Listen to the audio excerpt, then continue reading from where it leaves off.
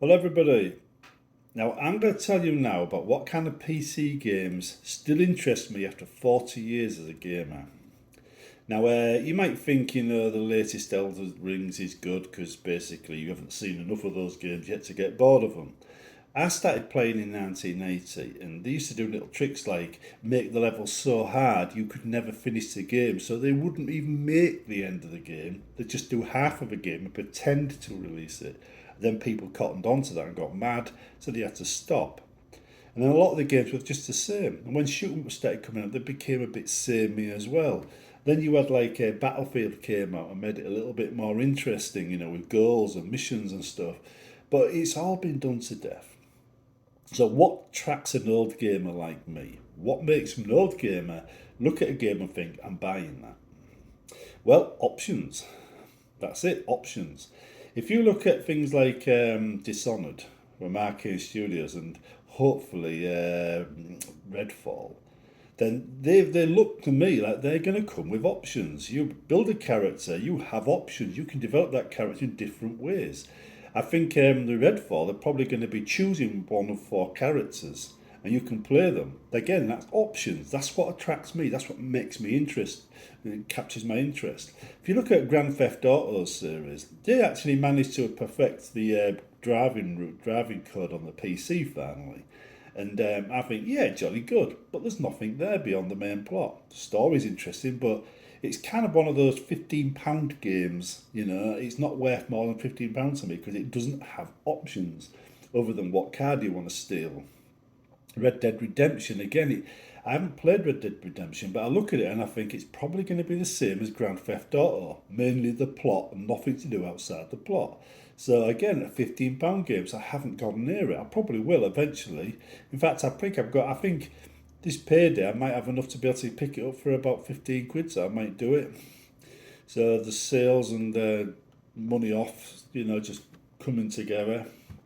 But again, says it doesn't have options. Bethesda games, on the other hand, they do have options. You could go off in any direction you like and be anything you like.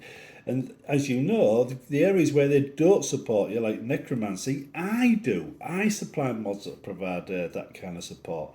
With Fallout New Vegas, I supplied the option to become a real NCR trooper with the NCR mod. So I've got a history of supplying options in games that allowed me to supply options. Bethesda make it really easy for me to produce options for their games. So you could be anything. I mean, if you look at my Dark Cloud Grimoire mod, which is basically a magic user mod for Skyrim, you'll see that I supplied so many options in that game for a magic user that you could be any type of magic user you like. And if you specialize in one particular school of magic, you get bonuses for doing it. So I actually supplied the gameplay and the options myself. So anyhow, these what attracts me. Now I would have gotten Total War Warhammer 3, but it looks a lot like the previous games. And as I found out from Warhammer Total War 1, having the basic campaign makes for a very boring Total War game. I don't really like their campaigns. So, I really should make some new ones because I used to do that for Medieval Total War. In fact, I was one of the first people to start making these campaigns for their games. But anyway, the Total War 3 one, when they get the Mortal Empires in, that's when I'll be interested because I'll be able to pick any race I like, not just a limited number. And I own every single, well, not every single, I own most of the factions available in the first two. So if they do their usual and allow me to pick and choose which one I want to play, I can play almost any of them and be able to use everything I brought so far. That should start becoming better value for money for me at that point. But right now, without Mortal Empires, it's a bit, and I haven't really looked at it to see if Mortal Empires has been released in a patch yet. I probably should, but that would be what I would consider to be options. Now you look at other games, I mean, Dishonored has already been mentioned.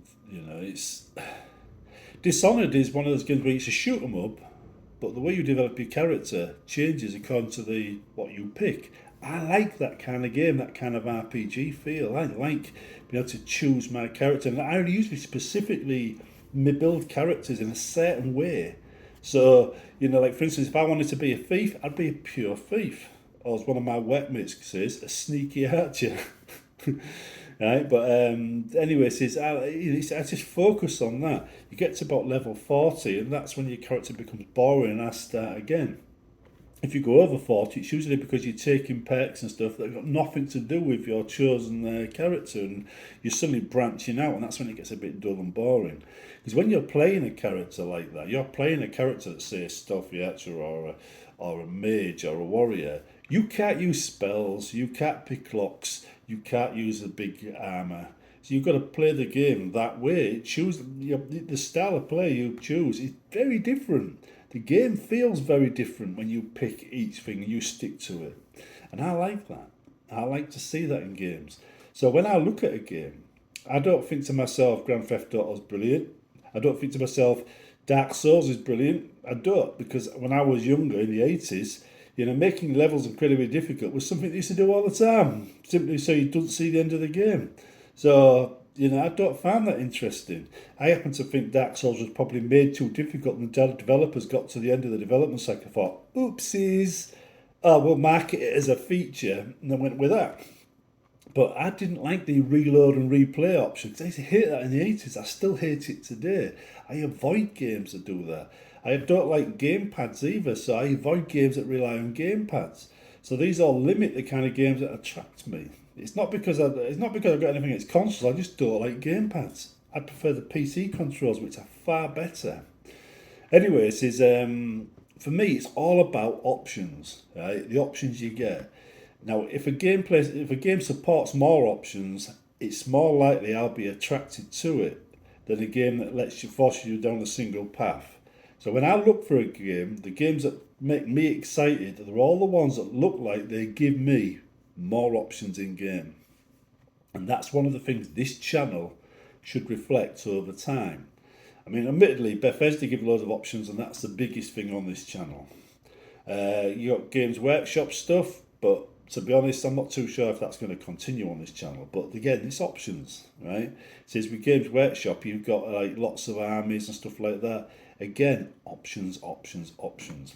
So anyway, if you're looking at a game and you see it and you think you've got a few ways of doing this, post it below, right? Because I'll be interested in checking it out. If it's a single type of plot line, you start at the beginning, fight your way to the end, just leave it out. I won't be interested. Because, again, no options.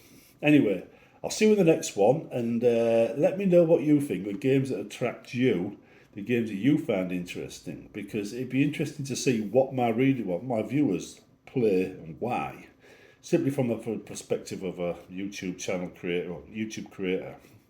See you in the next one, and let's see what happens with Redfall, shall we?